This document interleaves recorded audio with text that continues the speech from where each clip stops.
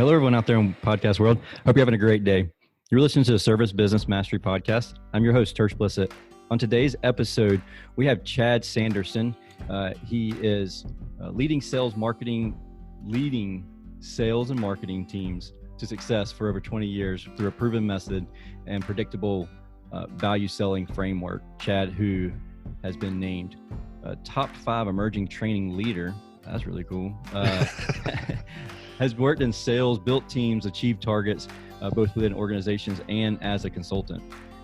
He cuts through the outdated theory-based fluff, quotation fluff, so often attributed to sales training, and gets down to the nitty-gritty with raw, no BS perspective to looking at what is working, not working, and where you may have opportunities to drive predictable revenue growth through sales organization.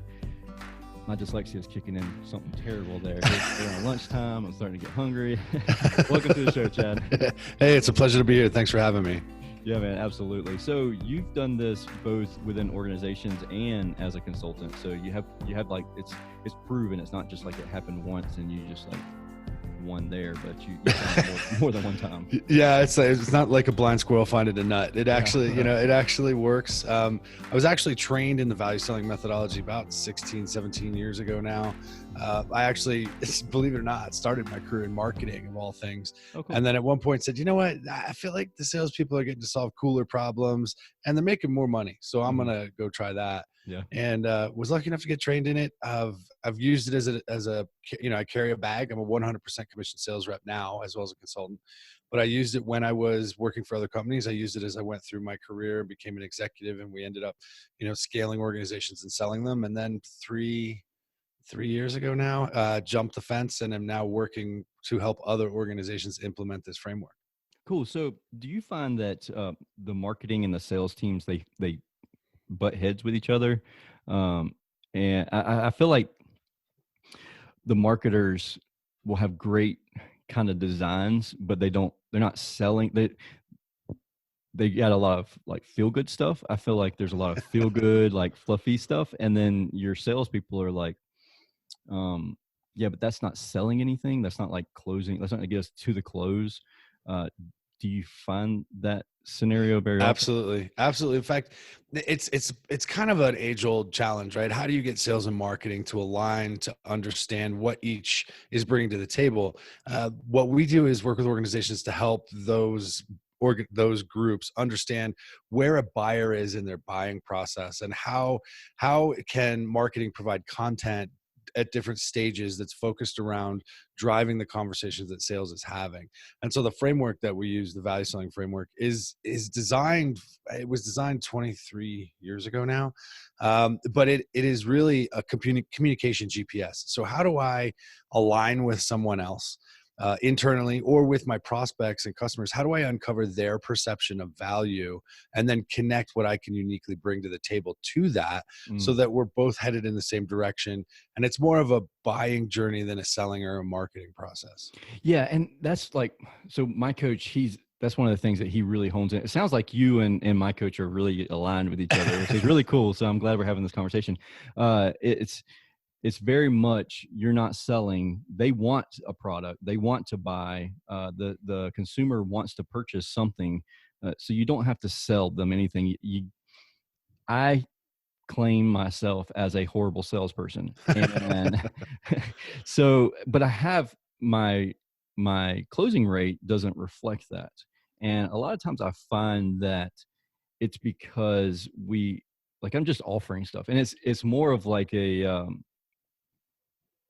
I don't know. It's not that I don't care, but it's like, okay, these are the numbers. This is the problem that you said you had. Here's the solution to the problem.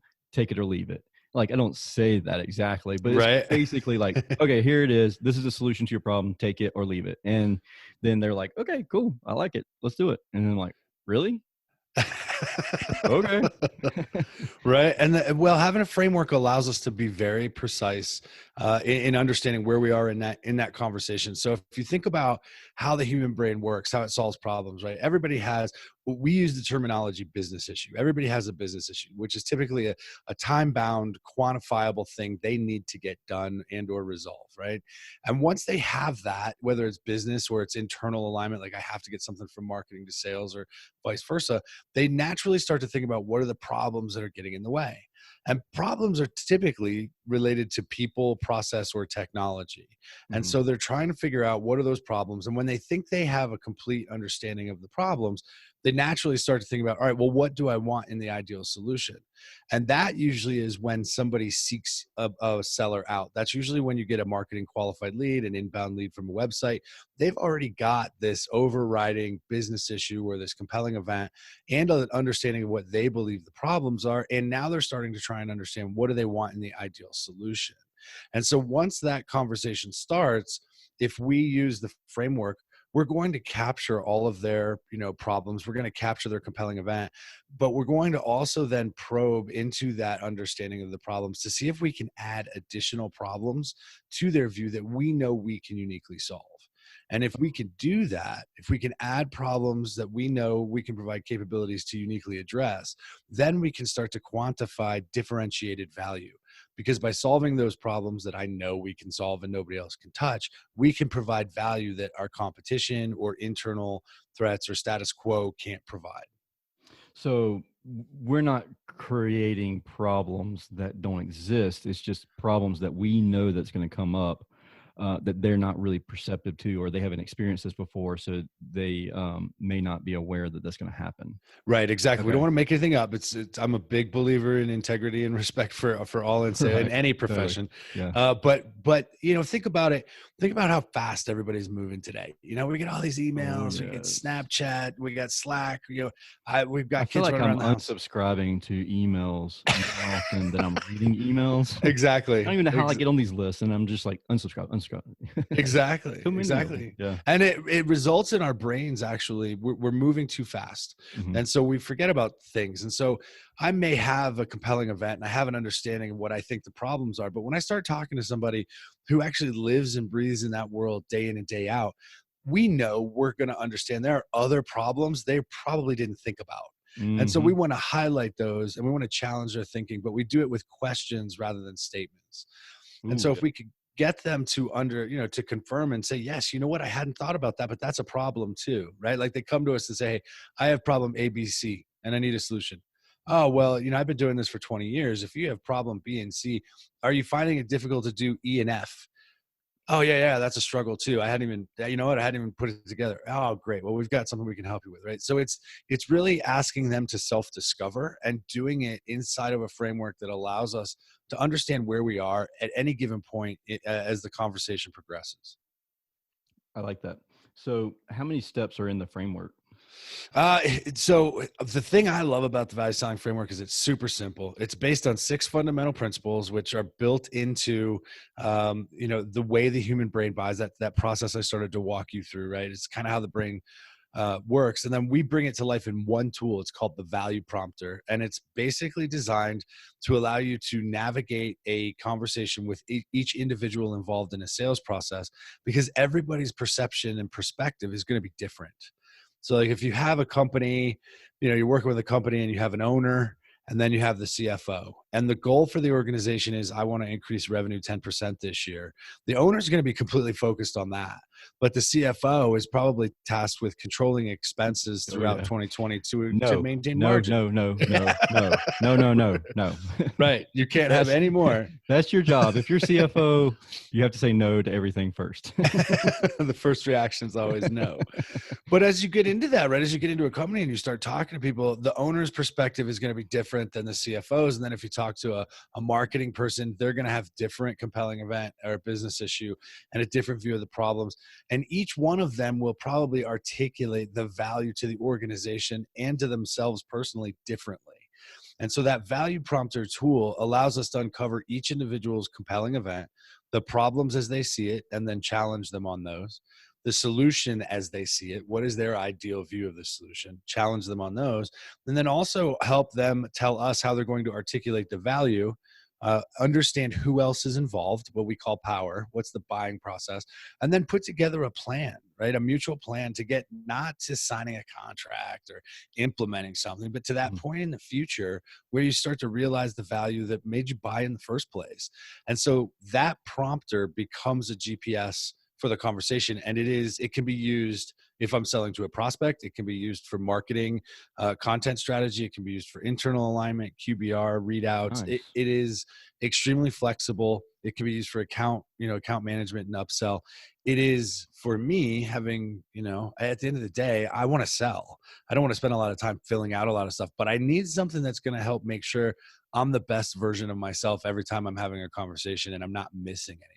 So are we using this tool every single time we do something? Like, is it something that can be done quickly, or is this kind of like ideal in a longer term situation, like project type thing? So here's my scenario that I'm thinking about. I go into a house as a service expert, a service technician, and the home has a really dated HVAC system, and it needs to be replaced. Can this tool be used for that process, or is it something that more like an apartment complex needs all of their AC units replaced, and we're going to do that big project? It could be used. It can be used in both places, and I'll walk you through it and illustrate it for you. I've actually, I probably know more about HVAC than most people in my position because I sold to Yeah. Ingersoll Rand. Oh, Um, cool. all right. So I'm a technician, and I walk in a house, and typically, I mean, not a lot of people wake up in the morning and say, "Hey, I want to buy a new HVAC system." I mean, that stuff's expensive, right? I mean, aside from the car and the house, it's probably the most expensive thing you're going to buy. Yep. So chances are the technician got a call, there's a problem, right? There's some type of problem in the house. So from the homeowner's situation, their compelling event, their business issue is they can't get hot water and they've got 2 kids they got to get to school by 8 a.m. Hmm. Right? So it's time bound and it's quantifiable. They need to get hot water ASAP. Hmm. So then you just have a conversation. So what other problems did you notice around the system? Well, we noticed, 2 weeks ago that the water temperature was fluctuating. We also noticed that the heater's not kicking on. Maybe there's a thermostat issue. I can't figure out how to work the thermostat. The thing's so complex. It should be speaking to me in Italian or something. And so, okay. And then as a technician, you can say, okay, well, have you also noticed cold spots in the house? Like, is a bedroom colder than, say the living room, or is a stairwell not getting circulated air? Yeah, those are problems too. All right, great. So when, and with the homeowner, I as the technician would say, well, hey, how do what do you want? What's optimal? Do you just want the hot water taken care of? Or do you want us to also, since we're here, look at a solution that would potentially get rid of the cold spots in the house and improve your circulation completely? Oh yeah, you know what? Since you're here, let's do that. As long as we can still get the hot water done. Okay, great. So if we could get that done, what impact would it have on you? What would it mean to the family? Well, we wouldn't have to buy as many jackets because if you're sitting in that room over there, it's always cold. Somebody's got more jackets. Or, it would make everybody happier. We're not moving from room to room trying to find the cool spots in the summer and the warm spots in the winter. Great. Okay, great. So is there anybody else, like is your wife around or your husband around or your partner around? Do they have other concerns, or should we include them in this conversation as well? No, you know what? I can text them right now. They're at work. Okay, great. Awesome. And so here's what I'd like to do. I'd like to do an assessment of the house. I want to walk around, take some temperature measurements. I want to check the equipment outside. I want to check what's in the basement or the crawl space, wherever you have that unit. And then I want to come back to you and I want to sit down and let's talk about what we can do, kind of the costs and the ROI and the impacts they would have in some timelines. Does that sound like a fair plan? That right there is using the value selling framework, because you are using it more as a mindset for a conversation than a tool you have to fill out. Now, in Makes sense. complex sales, if I'm going into a complex sale, if I'm going to that apartment complex situation and Mhm. I'm talking to the property owner, I may sit down before I go in to talk to that property owner to fill out what we would call a pre-call value prompter, meaning I'm going to think of my questions ahead of time, because I know if they're looking to do all of the units or all the HVAC across the property, I know because I do this day in and day out, they're going to have some specific problems they're probably not thinking of.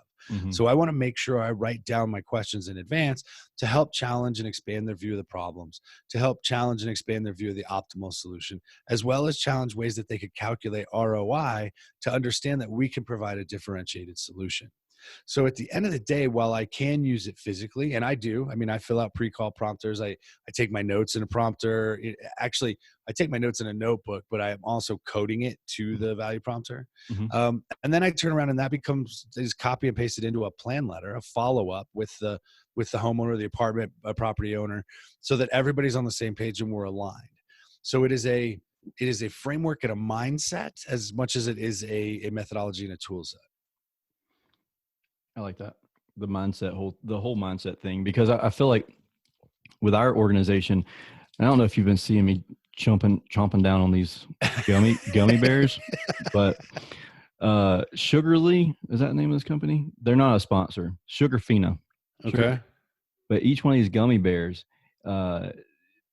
there's 30 milligrams of caffeine per cup of this. So each one of these cups is an espresso shot. A shot of espresso. So these gummies, they're flavored French vanilla or something, iced vanilla latte gummy bears that are caffeine, like coffee. But I don't know why I got a whole case of these things shipped to me, and they're really nice. Good. If anybody likes gummy bears and needs some caffeine, Sugarfina, check them out. But anyways, they're not a sponsor. But the whole framework, like your mindset, creating that mindset change, that mindset shift in the framework is really awesome.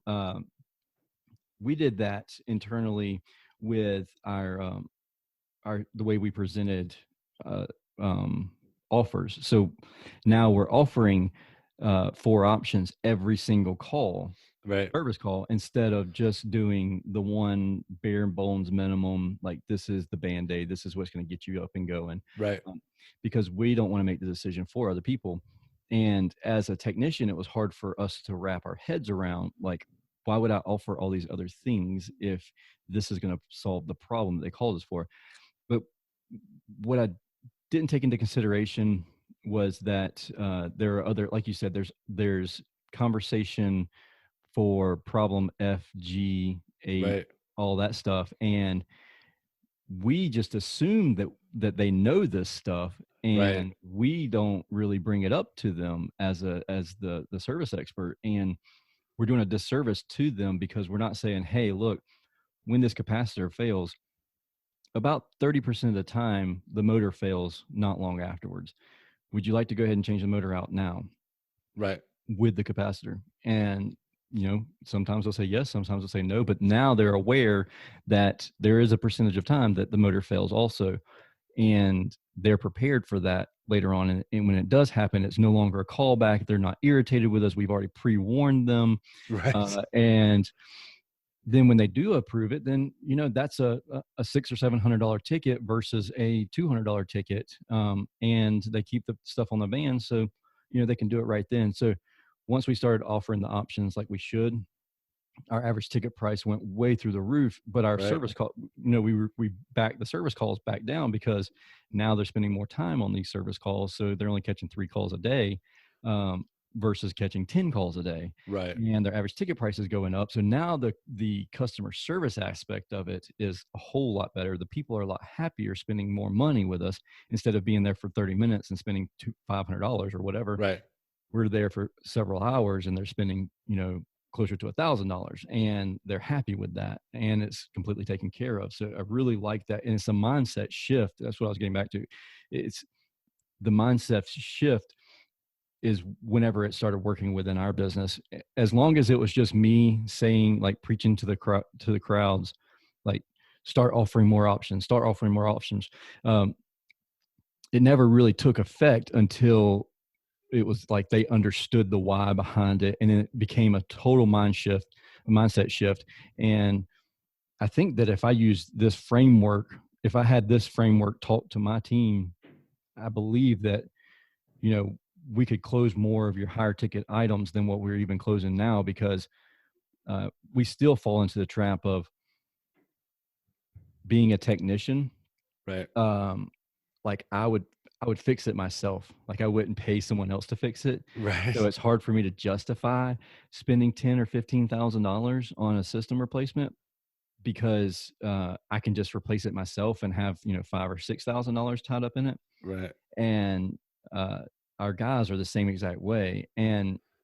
But they don't really understand, or I haven't been able to convey to them 100% that sometimes these people value their time and they don't want to get on YouTube. They don't want to learn how to do this stuff. Oh, So I'm your perfect client, man. I am your perfect client. I can tell you, we were talking before we hit record. I've got a crew of painters that are repainting our house, and we got 3 bids. Now, I'm capable of painting. What I'm not capable of doing is getting a straight line, which drives my OCD nuts. But when we had the bids come out and the contractors come out, the one that I chose was one that took the time to explain to me the difference in the paint sheens, the difference in the way tint impacts the room light.